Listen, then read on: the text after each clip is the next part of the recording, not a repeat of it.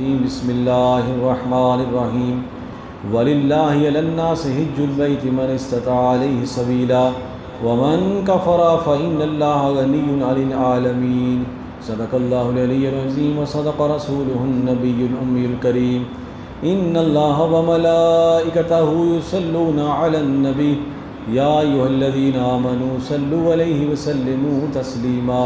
محبت کے ساتھ درود و سلام۔ الصلاۃ والسلام علیک یا سیدی یا رسول اللہ وعلی آلک واصحابک یا سیدی یا حبیب اللہ۔ الصلاۃ والسلام علیک یا سیدی یا رسول اللہ وعلی آلک واصحابک یا سیدی یا حبیب اللہ۔ حضرات محترم، برادران اسلام، اللہ تعالیٰ کا لاکھ لاکھ شکر ہے جس کے فضل و کرم سے میں آپ سب جمعۃ المبارک کی ان پاکیزہ گھڑیوں میں حاضر ہیں۔ اللہ تعالیٰ سے دعا ہے اللہ تعالیٰ میری آپ سب کی حاضری قبول فرمائے، جو سنے سنائے اس پر ہم سب کو عمل کرنے کی توفیق عطا فرمائے۔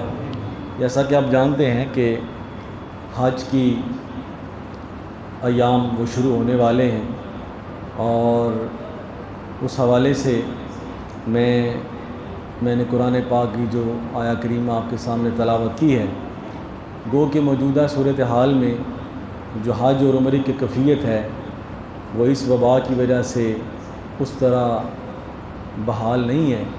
اللہ تعالیٰ سے دعا ہے کہ اللہ تعالیٰ حرمین طیبین کی وہی رونقیں بحال فرمائے اور اس آزمائش کو اللہ تعالیٰ دور فرمائے اور ہم سب کو اپنی ناراضگی سے محفوظ فرمائے۔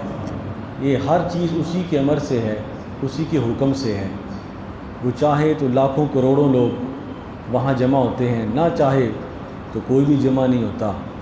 تو جب سے کائنات بنی ہے تو حرم پاک، مکہ شریف، بیت اللہ شریف، کیونکہ اس دنیا میں جو سب سے پہلا گھر بنایا گیا وہ بیت اللہ شریف ہے، اور پھر ساری کائنات اس کے گرد گھومتی ہے اور یہ دنیا کا وسط ہے۔ اور حضرت آدم علیہ السلام جب اس دنیا میں آئے تو اللہ تعالیٰ سے دعا کی، یا رب العالمین جب میں جنت میں تھا تو تیرا ذکر کرتا تھا، وہاں ہر وقت تیرے ذکر کی صدائیں ہوتی تھیں، تو یہاں آیا ہوں تو کوئی ایسی جگہ ہونی چاہیے جہاں بیٹھ کر میں تیرا ذکر کروں۔ تو اللہ تعالیٰ نے بیت اللہ شریف کو وہاں اللہ کے حکم سے تعمیر ہوا، اور آدم علیہ السلام کو اس گھر کے طواف کی اور وہاں ذکر و فکر کرنے کا حکم دیا، اور اس وقت سے لے کر اب سے لے کر قیامت تک یہ سلسلہ جاری و ساری ہے۔ بہرحال ہم اللہ کا شکر ادا کرتے ہیں کہ پچھلے سال کی نسبت اب جو ہے وہ کچھ رونق بحال ہوئی ہے۔ جیسے ہی اللہ تعالیٰ کا حکم آتا جائے گا تو انشاءاللہ تعالی اللہ کے فضل سے پھر وہی رونقیں بحال ہو جائیں گی۔ لیکن اس سے یہ پتہ چلتا ہے کہ جب بھی جی ہوتا تو ہم پاسپورٹ جمع کرواتے چلو جی، تو اللہ تعالیٰ نے کتنی موج لگوائی تھی۔ تو اللہ سے معافی مانگنی چاہیے۔ آپ نماز پڑھتے ہیں، یقین مانیں یہ اللہ کا بہت بڑا فضل ہے۔ آپ اللہ کا ذکر کرتے ہیں، یہ اللہ کا بہت بڑا فضل ہے۔ ان سے پوچھیں جو بیمار ہیں، اسپتالوں میں پڑے ہوئے ہیں اور وہ بھی مسجد میں آتے تھے، وہ بھی اللہ کا ذکر کر، اللہ تعالیٰ انہیں بھی صحت دے۔ تو یہ ہر چیز اللہ کی توفیق سے، اس کے امر سے ہے۔ تو آج میں نے حج کے متعلق چند اس کی فضائل، پھر آگے اگلے جو 2-3 جمعے ہیں اس میں پھر مزید اس حوالے سے، سنت ابراہیمی کے حوالے سے، حضرت ابراہیم علیہ السلام اور آپ کے وہ سارا جو واقعات ہیں اور اس میں جو ہمارے لیے سبق ہے، اس حوالے سے انشاءاللہ تعالی گفتگو ہوگی۔ اللہ تعالیٰ نے حج کے متعلق، دیکھیے اللہ تعالیٰ نے کوئی بھی عبادت ہم پر جبراً مسلط نہیں کی۔ آپ نماز دیکھ لیں، روزہ دیکھ لیں، حج دیکھ لیں، اللہ پاک فرماتے ہیں کیونکہ یہ سارے میرے حق ہیں، اور ان میں اللہ تعالیٰ نے تخفیف رکھی ہے۔ اگر تمہیں مشکل ہے اس سے، نہیں تو اس طرح کر لو، لیکن مقصد یہ ہے کہ تمہارا سر میری بارگاہ میں جھکا رہنا چاہیے، تمہاری توجہ میری طرف رہنی چاہیے۔ تو حج بھی اسی طرح ہے کہ اللہ تعالیٰ ارشاد فرماتے ہیں وَلِلَّهِ عَلَى النَّاسِ حِجُّ الْبَيْتِ، میرے گھر کا حج کرنا لوگوں پر فرض ہے۔ کن پر؟ من استطاع علیہ سبیلا، جو وہاں جانے کی طاقت رکھتے ہیں، جو وہاں جانے کی، یہ اللہ کا حکم ہے، یہ اللہ کا امر ہے۔ نماز ہم کہیں بھی پڑھ سکتے ہیں، روزہ ہم کہیں بھی رکھ سکتے ہیں جہاں وقت ہو جائے، صدقہ و زکوٰۃ ہم کہیں بھی دے سکتے ہیں، لیکن یہ حج ایک ایسی عبادت ہے جو آپ اپنے گھروں میں نہیں کر سکتے، آپ کو وہاں جانا ہوگا۔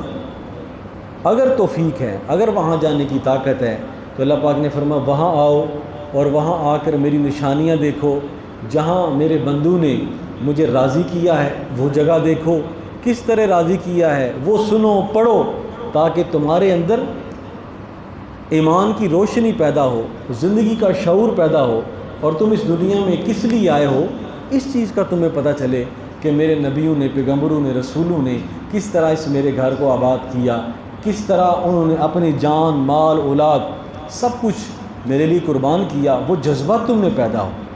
تو فرمایا جی جو وہاں جانے کی طاقت رکھتا ہے وہ ضرور حج کرے، اور ومن کفر، جو طاقت رکھنے کے باوجود بھی حج نہیں کرتا تو فإن اللہ غنی عن العالمین، اللہ تعالیٰ سارے جہانوں سے بے پرواہ ہے۔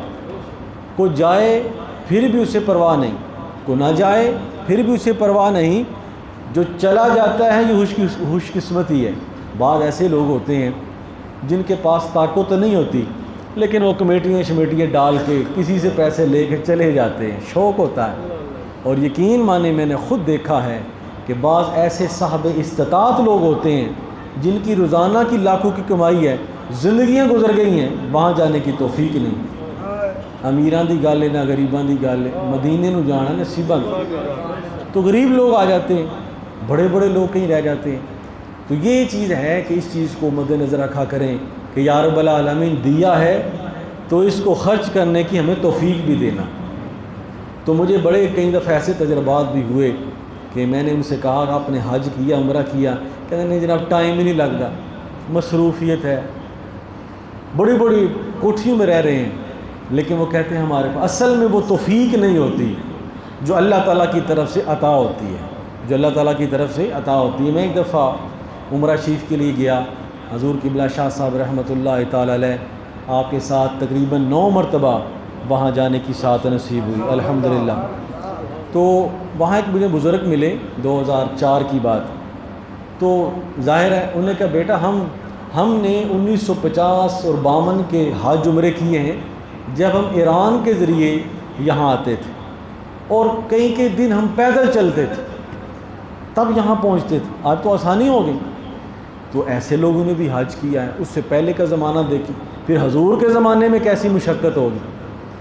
تو اللہ تعالیٰ سے توفیق مانگا کریں کہ یا اللہ ہمیں بھی توفیق دے دے، ہمیں بھی وقت دے دے۔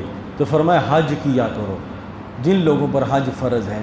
تو ابھی تو جانے کی کوئی گنجائش وہاں نہیں ہے کیونکہ وہاں کی گورنمنٹ کے انتظامات ہیں، لیکن ارادہ ضرور کریں کہ اللہ جیسے ہی کھلے تو میرا نام بھی لکھ لینا۔ پچھلے سال بہت سارے لوگوں نے پیسے جمع کروائے لیکن جانے کا وہ ماحول پیدا نہیں ہوا، وہ بھی ارادہ کریں، آپ بھی ارادہ کریں، دل میں شوق تو رکھیں، پھر آگے مالک کی مرضی ہے، وہ چاہے جس کو چاہے بلائے، جس کو چاہے رہنے دے۔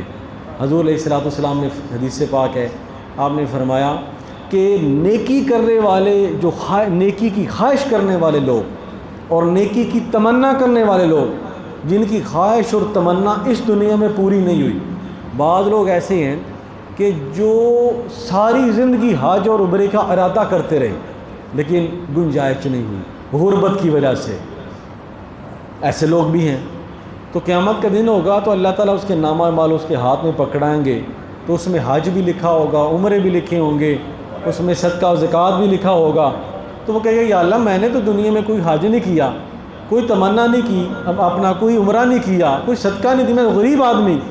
تو اللہ پاک نے فرمایا یہ میری تقسیم ہے، میں کسی کو غریب، کسی کو امیر، کسی کو بہت غریب، کسی کو بہت امیر، سارے لوگ برابر، یہ میری حکمت ہے، قدرت ہے۔ لیکن جب بھی تو ارادہ کرتا تھا، جب بھی کوئی حج کے قافلے جاتے تھے تو روتا تھا، چلاتا تھا یا اللہ مجھے بھی توفیق دے، تو جانے والوں کا تو ہو رہے لکھا جاتا تھا کہ نہیں لکھا جاتا تھا، تیرے نامہ اعمال میں حج لکھ دیا جاتا تھا، تیرے نامہ اعمال میں عمرہ لکھ دیا جاتا تھا، تیرے شوق کی وجہ سے، تیری تمنا کی وجہ سے۔ تو فرمایا کہ ارادہ کیا کرے، تمنا رکھا کریں، آگے اس کی مرضی ہے۔ حضرت عبداللہ بن عمر رضی اللہ تعالیٰ عنہ وہ ارشاد فرماتے ہیں، حضور نبی پاک صلی اللہ علیہ وآلہ وسلم نے ارشاد فرمایا بنی الاسلام علی خمس، اسلام کی 5 بنیادیں ہیں۔ سب سے پہلی شہادت اللہ الہ الا اللہ محمد رسول اللہ، کلمہ توحید پڑھنا یہ اسلام کا پہلا رکن ہے، اسلام کی پہلی بنیاد ہے۔ وَإِقَامَ الصَّلَاۃ، نماز پڑھنا اسلام کی دوسرا رکن ہے، بنیاد ہے۔ ان بنیادوں پر اسلام کی عمارت کھڑی ہے، اگر ان میں سے کوئی بھی چھوڑیں گے تو وہ عمارت گر جائے گی۔ تو فرمایا دوسری اقامت الصلاۃ وایتاء الزکوٰۃ، زکوٰۃ دینا، وحج البیت، اور بیت اللہ شریف کا حج کرنا، وصوم رمضان، اور رمضان کے روزے رکھنا۔ حضور کی بارگاہ میں ایک شخص حاضر ہوا، عرض کی یا رسول اللہ صلی اللہ علیہ وآلہ وسلم، جب بھی حضور کا نام آئے پڑھا کریں صلی اللہ علیہ وآلہ وسلم، یہ سستی چھوڑیں۔ حضور نے صحابہ سے پوچھا، اے میرے صحابہ بخیل کسے کہتے ہیں؟ صحابہ نے عرض کی یا رسول اللہ جس کے پاس مال ہو وہ خرچ نہ کرے۔ فرمایا نہیں، فرمایا جو میرا نام سنے درود و سلام نہ پڑھے وہ بخیل ہے۔ فرمایا صلی اللہ علیہ وآلہ وسلم، اونچی آواز میں پڑھ لیا کریں۔ اب تو ویسے ہی ماسک کھل گئے ہیں کہ سال ہمارا منہ بند رہا ہے جی، اس لیے اب تو اس لیے پڑھا کریں صلی اللہ علیہ وآلہ۔ یہ دنیا کے معاملات ہیں، اللہ اس کے رسول کا نام کی برکتیں ہمیشہ رہنی ہیں، اور انہی کی برکتوں سے معاملات حل ہونے ہیں۔ انسان چاہے کچھ بھی کر لے، کہیں بھی چلا جائے، وہاں جب چاند پر انسان نے پہلا قدم رکھا تو اس نے کہا کہ میں نے وہاں وہ آواز سنی جو مسلمان پڑھتے ہیں، اللہ اکبر اللہ اکبر۔ انسان چاند پر پہنچا تو وہاں اذان بلالی کی آواز آ رہی ہے۔ یہ چیزیں اپنے ذہن میں رکھا کہ ان کو اپنی روٹین بنا لیں، ان کو سینیٹائزر بنا لیں، جب بھی حضور کا نام آئے صلی اللہ علیہ وآلہ وسلم۔ تو فرمایا کہ حضرت عبداللہ بن عمر فرماتے ہیں کہ بیت اللہ شریف کا حج کرنا، رمضان کے روزے رکھنا، تو بیت اللہ شریف کا حج اور اس کی برکتیں حضرت ابو ہریرہ رضی اللہ تعالیٰ عنہ وہ فرماتے ہیں کہ حضور نبی پاک صلی اللہ علیہ وآلہ وسلم وہ فرماتے ہیں کہ حضور نے فرمایا یا ایھا الناس ان اللہ قد فرض علیکم الحج فحجوا، فرمایا بے شک اللہ تعالیٰ نے تم پر حج فرض کیا ہے، بے شک اللہ تعالیٰ نے تم پر حج فرض کیا ہے، فحجوا، حج کیا کرو، حج کیا کرو۔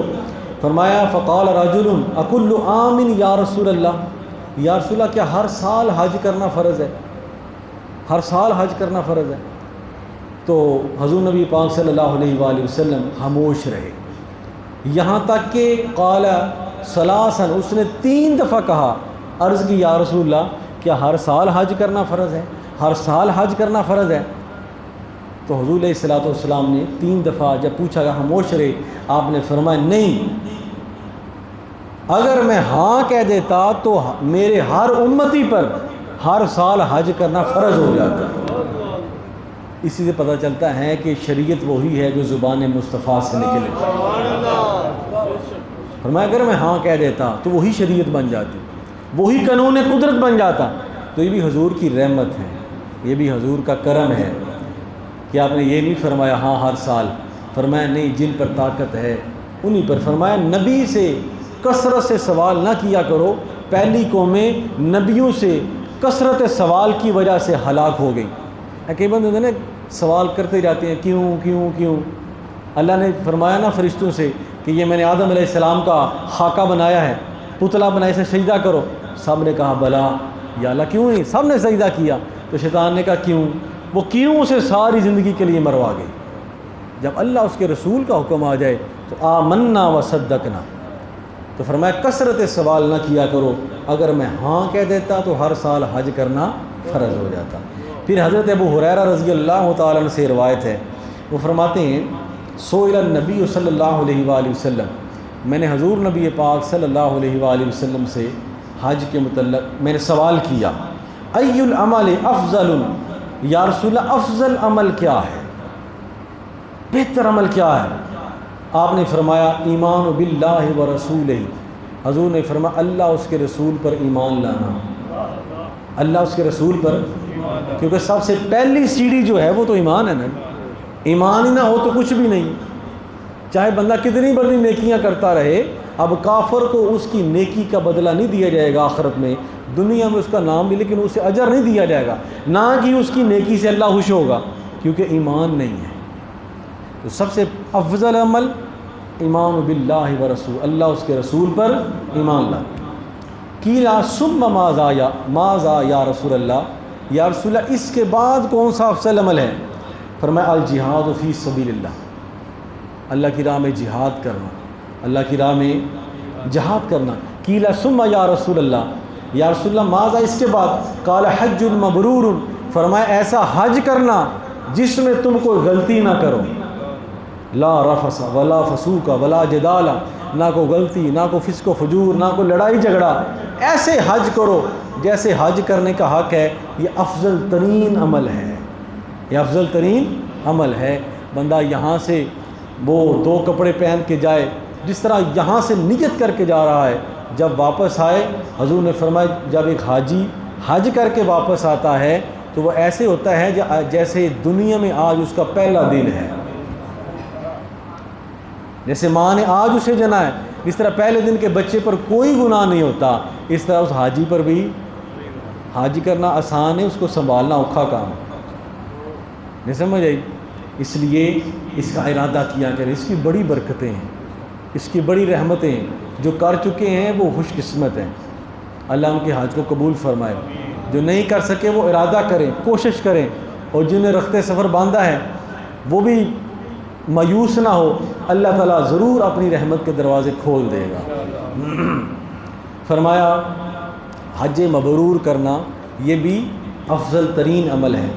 پھر حضور کے ایک صحابی فرماتے ہیں، ابو ہریرہ ہی فرماتے ہیں کہ میں نے حضور نبی پاک صلی اللہ علیہ وآلہ وسلم کو یہ فرماتے ہوئے میں نے سنا، کتنے خوش قسمت لوگ تھے جو حضور کو دیکھتے بھی تھے، حضور کو سنتے بھی تھے، حضور کا چلنا بھی دیکھتے، حضور کا بیٹھنا بھی دیکھتے، حضور کے ساتھ کھانا بھی کھاتے، حضور کی گفتگو بھی سنتے۔ کتنے خوش قسمت لوگ تھے۔ صحابہ فرماتے ہیں ہمارا جی چاہتا تھا حضور کو دیکھتے رہتے، حضور بولتے رہتے ہم سنتے رہتے، ایسے محسوس ہوتا ہے جیسے گلاب کی پتیاں جو ہیں وہ زبان اقدس سے کھل رہی ہے، موتی جڑ رہے۔ تو فرمایا میں نے حضور نبی پاک صلی اللہ علیہ وآلہ وسلم کو یہ فرماتے ہوئے سنا، من حج ولم یرفث ولم یفسق، فرمایا جس نے حج کیا اور حج کے دوران اس نے کوئی غلطی نہیں کی، کوئی گالی گلوچ نہیں کی، کوئی فسق و فجور نہیں کیا، فرمایا رجع کا یوم ولدتہ امتہ، فرمایا وہ اس طرح لوٹے گا جس طرح آج اس کی ماں نے اسے جنا ہے، یعنی دنیا میں اس کا پہلا دن ہے، اس پر کوئی گناہ نہیں ہوتا۔ یہ اللہ تعالیٰ کی رحمت، یہ اللہ تعالیٰ کا کرم۔ حضور نے کتنے حج فرمائے تھے؟ 1 حج اور 4 عمرے فرمائے تھے۔ اور محدثین فرماتے ہیں جو سرکار نے عمرہ فرمایا، ویسے تو نبی کے عمل کو کوئی بندہ پہنچ ہی نہیں سکتا، جب سے کائنات بنی ہے اور جب تک کائنات ہے کوئی کروڑوں حج کرتا رہے، حضور کے اس حج کے ایک رکن کے برابر بھی ثواب کو نہیں پہنچ سکتا،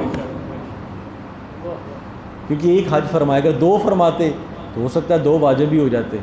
1 حج فرمایا اور فرمایا حج کیا کرو اگر تم میں طاقت ہے، یہ بھی اللہ کی رحمت ہے۔ تو فرمایا جیسے آج دنیا میں اس کا پہلا دن ہے۔ فرمایا پھر حضور نبی پاک صلی اللہ علیہ وآلہ وسلم، بڑی پیاری حدیث پاک ہے، آپ نے فرمایا العمرۃ الی العمرۃ کفارۃ لما بینہما، فرمایا ایک عمرہ دوسرے عمرے تک جتنے بھی درمیان میں گناہ ہوتے ہیں سب کو معاف کر دیتا ہے اللہ تعالیٰ۔ معاف، ایک بندہ عمرہ کیا نا، پھر اگلے سال پھر چلا گیا، معافیاں مانگی ہیں، تو درمیان میں تو سال یا جتنے دن کا بھی وقفہ ہے اللہ تعالیٰ ان گناہوں کو معاف کر دیتے ہیں۔ یہ بیت اللہ شریف کی برکت ہے، حرم پاک کی برکت ہے، حرمین شریفین کی برکت ہے۔ مدینہ طیبہ جاتا ہے تو علامہ سید احمد کاظمی شاہ صاحب، ان کا میں قول پڑھ رہا تھا، ان سے کسی نے پوچھا حضور لوگ حج کے لیے جاتے ہیں تو کچھ لوگ پہلے مکہ جاتے ہیں اور کچھ لوگ پہلے مدینہ جاتے ہیں، تو کس کا حج افضل ہے، کس کا حج، تو اس میں کیا حکمت ہے؟ فرمایا بات یہ ہے کہ جو پہلے مدینہ جاتے ہیں وہاں سے پاک ہو کر پھر کعبہ جاتے ہیں، اور جو پہلے مکہ جاتے ہیں وہ حج کر کے مدینہ پاک ہونے کے لیے جاتے ہیں، کیونکہ حضور نے فرمایا من حج فلم یزرنی فقط جفانی، جس نے حج کیا میرے پاس نہ آیا اس کا کوئی حج نہیں۔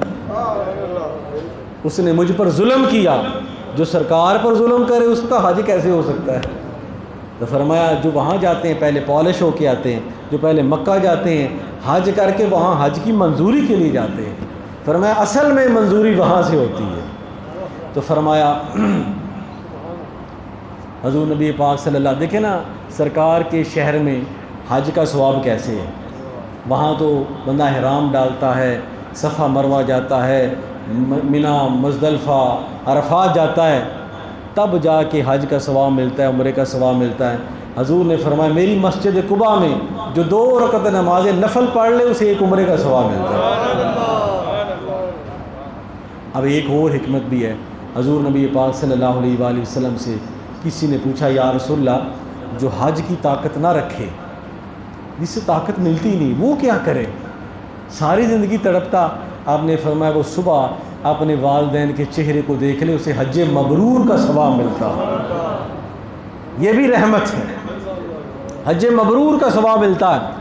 صحابی نے عرض کی یا رسول اللہ کیا کوئی 100 مرتبہ دیکھ لے والدین کے چہرے کو محبت کی نگاہ سے، محبت کی نگاہ سے کوئی 100 مرتبہ دیکھ لے تو پھر کیا؟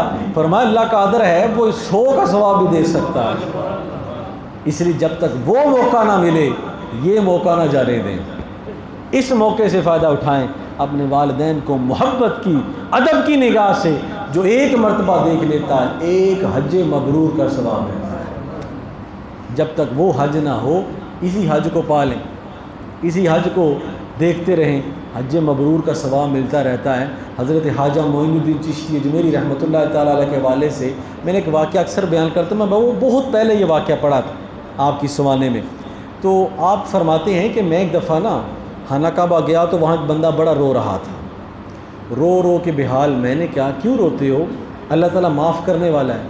اس نے کہا میرا گناہ بہت بڑا ہے اس لیے روتا ہوں، اور میں جب کہتا ہوں نا لبیک اللہم لبیک تو کعبے سے آواز آتی ہے لا لبیک، میں کہتا ہوں میں حاضر ہوں، وہاں سے آواز آتی ہے تو حاضر نہیں ہے، تو حاضر نہیں ہے۔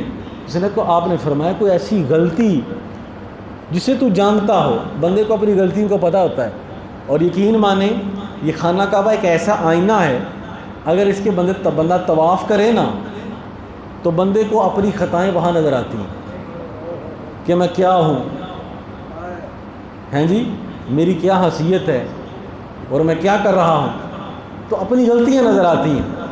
تو فرمایا کہ میری غلطی بہت بڑی ہے، رمضان کا مہینہ تھا تو میں نے اپنی والدہ سے کہا کہ کھانا بنا کے دیں۔ اس نے کہا بیٹا ہم معزز لوگ ہیں، دھواں اٹھے گا تو لوگ کیا کہیں گے؟ تو میں نے اپنی والدہ کے چہرے پر تھپڑ مارا۔ اب اس کی معافی مانگنے کے لیے میں یہاں آتا ہوں کہ اللہ مجھے معافی دے دے، تو میں جب بھی آتا ہوں تو مجھے یہاں سے لا لبیک کی صدا آتی ہے۔ تو آپ نے فرمایا پھر یہاں کیا کرنے آؤ؟ پہلے گھر کے حاجی سے معافی مانگ کے آؤ، اپنی ماں سے معافی مانگ کے آؤ، اور جب وہ معاف کر دے تو پھر یہاں آنے کی ضرورت نہیں، روزانہ اس کا چہرہ دیکھ لیا کرو، اللہ تعالیٰ وہیں بیٹھے بٹھائے حج کا ثواب دے دے۔ اس لیے حقوق اللہ ادا کرنے سے پہلے حقوق العباد کا ادا کرنا بھی ضروری ہے۔ تو فرمایا حج کیا کرو، اور ایک اور صفت، ایک اور اس کی برکت آپ نے ارشاد فرمائی، فرمایا حج کیا کرو اللہ تعالیٰ تمہاری غربت کو دور فرما دیں گے، تمہیں غنی کر دیں گے، تمہیں امیر کر دیں گے۔ اب دیکھیں نا جب بندہ حج کا ارادہ کرتا ہے تو کوئی نہ کوئی سبب پیدا ہو جاتا ہے، اور بزرگوں نے فرمایا کہ اگر حج کی تمنا ہو تو کثرت سے درود و سلام پڑھا کریں اور کثرت سے کلمہ شریف پڑھا کریں، اللہ تعالیٰ کی طرف سے یہ بلاوا آ ہی جاتا ہے۔ کثرت سے درود و سلام اور کثرت سے کلمہ شریف پڑھا کریں۔ اللہ تعالیٰ مجھے بھی آپ سب کو یہ توفیق عطا فرمائے، اور اللہ تعالیٰ حرمین طیبین کی رونق کی بحال فرمائے۔ وما علینا الا البلاغ، وآخر دعوانا